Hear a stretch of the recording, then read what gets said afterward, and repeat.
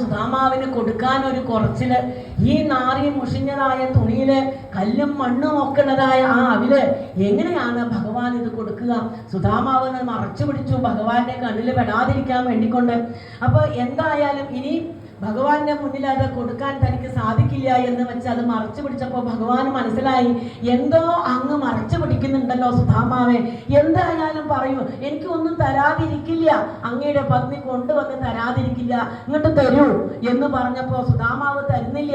ഭഗവാൻ വീണ്ടും ചോദിക്കുകയാണ്, കാരണം ഈ സുധാമാവായിട്ട് തരില്ല. എന്താണ്?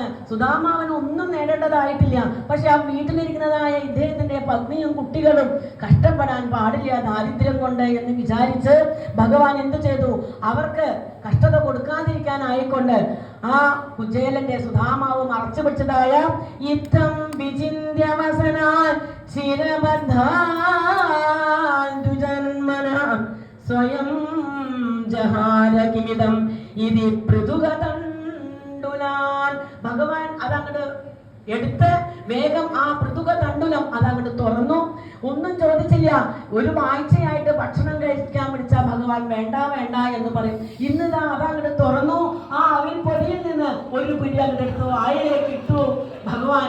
ഉടനെ തന്നെ രുക്മിണി ദേവിനെ രണ്ടാമതൊരു പിടികൂടി എടുത്ത് വായിലേക്കിടാൻ തുടങ്ങുമ്പോഴേക്ക് രുക്മിണി ദേവി അവിടെ വന്നു. അത് ആ കയ്യിൽ അങ്ങോട്ട് പിടിച്ചു ഭഗവാനെ, ഇനി മതി. ഏതാവതാലം വിശ്വാത്മൻ സമൃദ്ധയെ, ഭഗവാനെ എല്ലാ സമൃദ്ധിയും ഇതാ അങ്ങേ കുചേലന് കിട്ടിക്കഴിഞ്ഞിരിക്കുന്നു. ഇനി അങ്ങ് ഈ രണ്ടാമത്തെ പിടി കഴിച്ചാല് ഞാൻ അവിടെ പോയി ഈ സുധാമാവിന്റെ ദാസിയായിട്ട് ഇരിക്കേണ്ടി വരും. അതുകൊണ്ട് ഇനി വേണ്ട ഭഗവാനെ എന്ന് പറഞ്ഞതായ സമയത്ത് ഭഗവാൻ അങ്ങനെ നന്നായിട്ട് ഒരൊറ്റ പിടി അവിലിൽ തന്നെ ആ സുധാമാവിന് എത്രയെത്രയോ അനുഗ്രഹങ്ങള് ആ ഒരു പിടി അവിലിൽ കൂടി അവർ നൽകുകയാണ്. സുധാമാവാട്ടെ ഇതൊന്നും അറിയണില്ല, എന്താണ് ഇവിടെ നടക്കുന്നത് എന്ന് പോലും അറിയാതെ അല്ലെ വേഗം സുധാമാവ് അവിടെ അങ്ങോട്ട് ഇരുന്നു. ഇരുന്നതായ സമയത്തോ ഭഗവാൻ അങ്ങനെ ആ പട്ടുമെത്തയിൽ അങ്ങോട്ട് കിടത്തി സുധാമാവിനെ നല്ലതുപോലെ ആ സുധാമാവിന്റെ കാലൊക്കെ അങ്ങോട്ട് പിടിച്ച് തടവി കൊടുത്തുകൊണ്ട് സുധാമാവിനെ അങ്ങനെ ഉറങ്ങാൻ വിടുകയാണ്. സുധാമാവ് ഒന്ന് നന്നായിട്ട് ഉറങ്ങിയത്രേ. കുറച്ച് കഴിഞ്ഞു ഉണർന്നു നോക്കുമ്പോഴോ അതാ ഭഗവാൻ അങ്ങനെ തന്റെ പാദം പിടിച്ചുകൊണ്ട് ഒഴിഞ്ഞുകൊണ്ട് അങ്ങനെ ഇരിക്കുകയാണ്. വല്ലാത്ത വിഷമം തോന്നി സുധാമാവിന്. ഭഗവാനെ, അങ്ങ് എന്താണ് ഈ ചെയ്യുന്നത്? ഇനി ഇവിടെ ഞാൻ നിന്നാല് ഭഗവാൻ എന്തൊക്കെയാണ് തനിക്ക് ചെയ്തു തരിക എന്ന് അറിയില്ല. വേഗം ആ സുധാമാവ് അവിടെ നിന്ന് അങ്ങനെ എഴുന്നേറ്റു. എന്നിട്ട് പറഞ്ഞു സുധാമാവ്, ഭഗവാനെ, ഇനി ഇവിടെ നിൽക്കാൻ സാധിക്കില്ല, ഞാൻ ഇറങ്ങുകയാണ്. ഭഗവാൻ പറഞ്ഞു, സുധാമാവേ, അങ്ങൊരു 2 ദിവസം ഇവിടെ നിൽക്കുന്നതാണ് ഞാൻ വിചാരിച്ചത്, അങ്ങ് പോണമെന്ന് പറഞ്ഞാലോ? പറഞ്ഞു, ഇനി ഭഗവാനെ, ഇനി ഞാൻ ഇവിടെ നിർത്തിയാല്, ഭഗവാന്റെ അടുത്ത് ഞാൻ നിന്നാല് ഇനി ഭഗവാൻ ഒരു നിമിഷം പോലും ഭഗവാൻ കിടക്കില്ല, തന്നെ എത്രയൊക്കെ ശുശ്രൂഷിച്ചാലും ഭഗവാന് മതി വരില്ല. അതുകൊണ്ട് വേഗം സുധാമാവൻ ഇട്ടു. വന്ന സമയത്ത് സുധാമാവന് മാറി കൊടുക്കാൻ ഭഗവാൻ ഒരു പട്ടുവസ്ത്രം കൊടുത്തിരുന്നു. സുധാമാവ് വേഗം അതൂരി ഭഗവാന്റെ കയ്യിൽ അങ്ങോട്ട് കൊടുത്തു. എന്നിട്ട് പറഞ്ഞു, തൻ്റെ ആ തോർത്തല്ലേ ഉള്ളില്, ഇത് മതി ഭഗവാനെ എനിക്ക് അല്ലേ. സുധാമാവിനോട് ചോദിച്ചു, സുധാമാവേ, അങ്ങ് കൊടുത്തതായ ആ തോർത്ത്, പഴയതായ ആ തോർത്ത് അതെങ്കിലും ഇവിടെ വെക്കും, എൻ്റെ പൂജാമുറിയിൽ വെക്കാനാണ്. സുധാമാവ് പറഞ്ഞു, വേണ്ട ഭഗവാനെ, ഇതുകൊണ്ട് തന്നെ ഞാനിതാ എല്ലാ സമൃദ്ധിയും എനിക്ക് കിട്ടിക്കഴിഞ്ഞിരിക്കുന്നു. അങ്ങനെ പറഞ്ഞ് ഭഗവാനെ തന്നെ നോക്കിക്കൊണ്ട് ഭഗവാനും അതെ എത്ര പറഞ്ഞാലും യാത്ര പറഞ്ഞിട്ടും 2 പേർക്കും മതിയാവുന്നില്ല. കണ്ണു നിറച്ച് കണ്ണുകൊണ്ട് ഇനി ആ സുധാമാവ് പോകുന്നത് കാണാൻ തനിക്ക് സാധിക്കില്ല എന്ന് വിചാരിച്ച് ഭഗവാൻ വേഗം തിരിഞ്ഞ് അങ്ങനെ വരികയാണ്.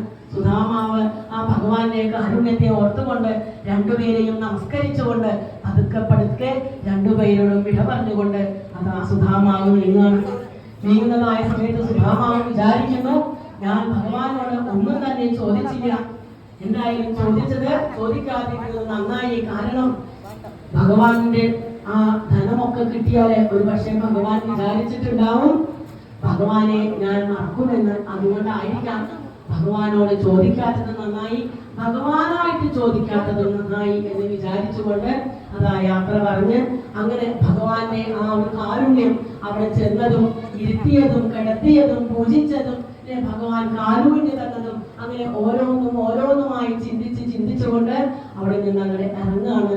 രണ്ടുപേരും അല്ലെ എത്ര കണ്ടാലും പറഞ്ഞാലും മതി വരാത്തതായ അല്ലെ നോക്കിക്കൊണ്ട് അതാ സുധാമാവ് അവിടുന്ന് പോയി.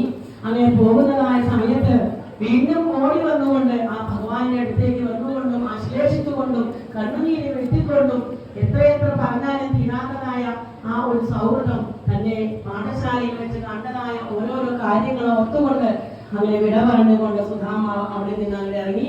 പിന്നീട് പോകുന്നതായ വഴിക്ക് ആ ഭഗവാന്റെ ഓരോരോ കാരുണ്യം ഓർത്തുകൊണ്ട് സുധാമാവ് തന്റെ ആ വീടിന്റെ അടുത്തെത്തുകയാണ്. താൻ പോകുമ്പോൾ ഉണ്ടായതായ ആ ഒരു കുടിലായിരുന്നില്ല ഇപ്പോൾ തിരിച്ചു വരുമ്പോൾ അവളെ കാണാൻ സാധിക്കുന്നത്. വലിയ ഭഗവാന്റെ ആ ദ്വാരകയെക്കാട്ടിലും വലിയതായ ഒരു മണിമാളിക അവിടെ സുധാമാവ് കാണാണ്. പോകുമ്പോൾ ഉണ്ടായിരുന്നില്ലല്ലോ ഈ മണിമാളിക എന്ന് വിചാരിച്ചു സുധാമാവ്. അങ്ങനെ പോകുന്നതായ സമയത്ത് തന്നെ പണ്ട് കാണുമ്പോൾ ഒറ്റ ബ്രാഹ്മണൻ എന്ന് പരിഹസിച്ച് വിളിക്കുന്നതായ ആളുകൾ എല്ലാവരും കൂടി പൂർണ്ണ കുംഭമൊക്കെ ആയിട്ട് സുധാമാവിനെ സ്വീകരിക്കാൻ വരികയാണ്. വേറെ ഏതോ ഒരു പ്രഗത്ഭൻ ഇവിടെ വന്നിട്ടില്ല എന്ന് വിചാരിച്ച സുധാമാവ് വേഗം വെളിയിൽ നിന്ന് മാറി ഒതുങ്ങി നിന്നു. കാരണം പണ്ട് എപ്പോഴും ഒറ്റ ബ്രാഹ്മണൻ എന്ന് വിളിച്ച് കളിയാക്കുന്നതായ ആളുകളാണ് വരുന്നത്. വേഗം സുധാമാവ് മാറി നിന്നപ്പോൾ അവര് പറഞ്ഞു, ഇനി അങ്ങയെ തന്നെ സ്വീകരിക്കാനാണ് ഞങ്ങൾ വന്നിരിക്കുന്നത്. അങ്ങനെ സുധാമാവിനെ സ്വീകരിച്ച പൂർണ്ണ കുംഭമായിട്ട് ഇതാ വീട്ടിലേക്ക് സ്വീകരിച്ചു കൊണ്ടുപോകുമ്പോഴത്തേക്കും അവിടെ സുധാമാവിന്റെ കുചേലന്റെ ഭഗ്നി ലക്ഷ്മി ഭഗവതിയെ പോലെ അങ്ങനെ സൗന്ദര്യമുള്ളതായിക്കൊണ്ട് പുത്രന്മാരെല്ലാവരും നല്ല നല്ല പുതിയ പുതിയ വസ്ത്രങ്ങള് അല്ലെ എത്രയെത്രയോ വലിയ